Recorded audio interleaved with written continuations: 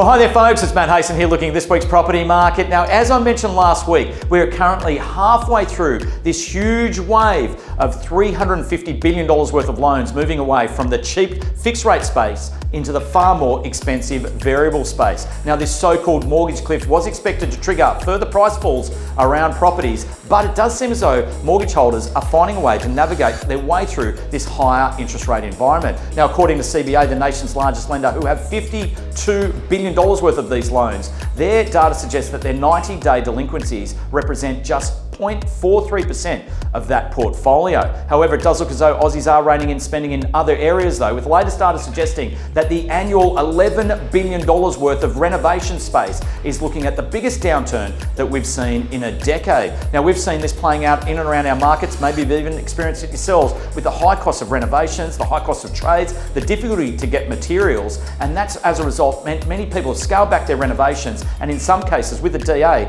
not even gone ahead because they'd be simply over-capitalising on that renovation. Companies like The Good Guys, Nick Scali and also Harvey Norman are expected to post significant profit downgrades. Now, bringing it back to CBA, they've called it. They've suggested that the cash rate has peaked at 4.1%. They believe that the next move from the RBA will be to cut the cash rate when the RBA meets in March 2024. Now, it's going to be very interesting to see if this gets picked up by other banks and other financial institutions because we are now just 2 weeks away from spring. Can you believe it? It's unbelievable in our view. And we're still dealing with a fairly patchy market. Some properties are selling very well, other properties are struggling to sell. And we're seeing that play out around the auction market with a fairly subdued auction clearance rate last week sitting at 52.7%. So that leads us into this week, folks, where we've got some amazing properties open for inspection. Our entire team looks forward to seeing you out and about. Thanks for watching, and I'll catch you all later.